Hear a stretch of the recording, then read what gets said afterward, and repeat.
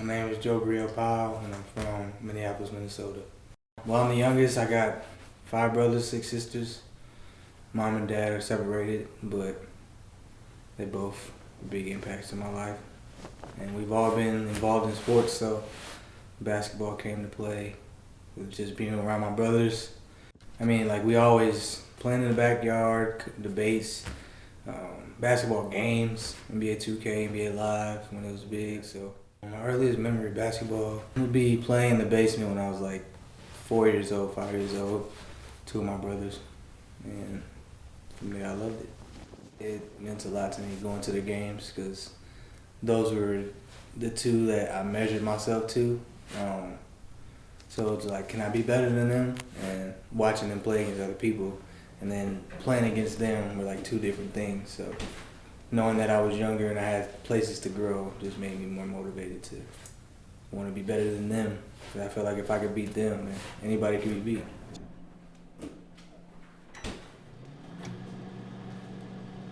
Middle school, me and my friend Raleigh, we were like pretty advanced. We were to be some 5th graders. And at my middle school, Ramsey, we couldn't play unless we were 6th, 7th, 8th grade because they considered that to be middle school. If you're in 5th grade, it's still considered elementary.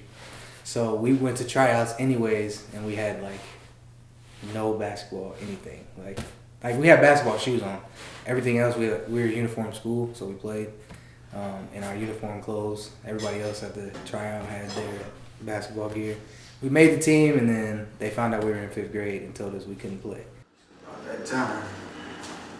In high school, it seemed to be a lot of favoritism, and it just seemed like they didn't take advantage of what our talent had, and they showed a lot of favoritism to who they liked, I would say. But when it came to like my junior and senior year of high school, they began to notice that I was something different. Did you always know that you wanted to play college basketball? Yeah, that was one of my goals, to get out of Minnesota, play college basketball, different state. I was watching like March Madness and just college basketball throughout the year when I was younger, so it was just like, why not be me? Practice how you play though. It's time to get better. Practice is pretty much the same, or does he mix it up? Start of the year, it's a lot about defense. And focus a lot on defense. Focus a lot on the plays. Now it's more just stretch, get these plays executed, making the right reads off the plays, screens, and pushing the tempo, man. Sometimes people play as robots. Sometimes basketball players, we think too much, so practice helps us do that. Go ahead and get out of that mode. Just be basketball players and play. You feel like mental toughness is one of your strengths as a player? Yeah, I do. But a lot of people, you ask them, just say that I'm angry or stuff like that. I'm just passionate. I have no need to be angry on the court. I got teammates that are counting on me when I'm on the court, so me being angry would take away from their success, right? I ended up going to Dakota State University in Madison, South Dakota. They offered me a scholarship, and it was one of the only schools, if not the only school, to have a scholarship to offer. So I was like, it's my chance to get away from home, play basketball, and get a scholarship. I was putting in all this work, but I was being overlooked by people that they would tell me I was better than, but their actions showed different. So then I decided to come to Washburn. Now I play here. From Minneapolis, Minnesota, number 11, Jobreil Powell. Coming to Washburn, sounds like some of that excitement was there, kind of like it was for Dakota State. It kind of went away, and it sounds like that maybe happened a little bit again once you got to Washburn. But would you say that you regretted your decision coming to Washburn? No, I won't say I regret it. Because at the end of the day, I'm getting my degree. So I got ways to make more money. And when basketball is not here anymore, I got something to look back on. That was my main thing, get my degree, which in my family, I don't know too many people that have it. So I could say I'm one of the first. I've always been the type of guy that's just like, I don't stress myself out about school because like, I know I'm gonna get it done, whether it's crunch time or not. Like I just find a way to relate it to basketball and just think like, if this was a basketball situation, what would I do? And I can't say no to that. So if it's something I love, then it's something that's gonna impact my life and something I like to do, then I gotta get it done. Sounds kind of like you approach basketball has maybe taught you a lot about how to approach other problems in life. Do you have any maybe examples of that?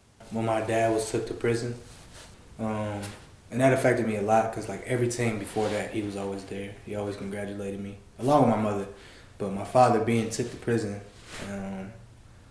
took a toll on me, and basketball was my escape. So I kind of just used that situation of like being able to play as like my passion for wanting him to be home. And you've talked a lot about your family and the people that have supported you. Who would you say your biggest supporters are? My parents, mom and dad, brothers and sisters, my girlfriend Sky. We met his very first day here on campus.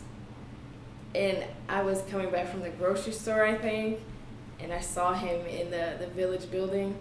I was like, oh, he's kind of cute. But I kept walking, and I went to my room, and I was like, okay, I think I'm going to go back down there, but I need an excuse. So I came up. I was like, okay, I'm going to just go down there and say I need that address to the village. And so I sat like right next to him, and I didn't say anything because I'm like, he's going to talk to me. It's hard to not like his personality, so I couldn't deny that feelings were there. And then so I kind of started talking to him consistently and responding, and then we became good friends. And yeah, he's my best friend.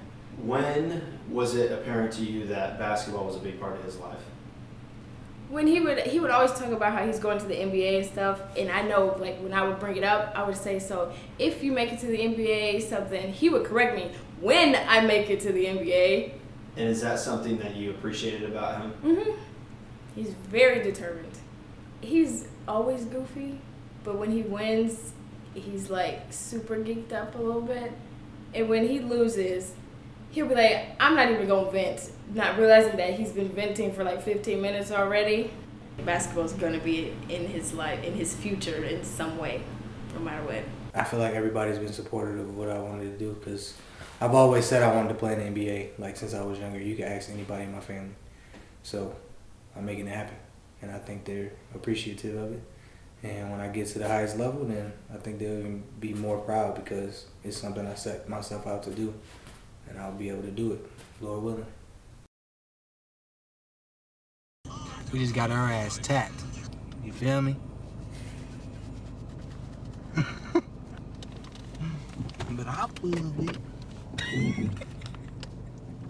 Hold up, Stone. Yeah, hold on, come back out here. Y'all make some motherfucking noise for my day. My bad, G. You're good. I'm trying to get it like close enough. Can you see that, Isaac? No. How's it looking? That looks good. All right. You want to talk a little bit about the game, Jobreil? Shit, we came out with a loss. We didn't fucking rebound. We didn't do nothing we needed to do. We gave them too many opportunities on offense. I don't like losing. I don't care what the game is. I don't care if we're playing tic-tac-toe. We're going to play until I win.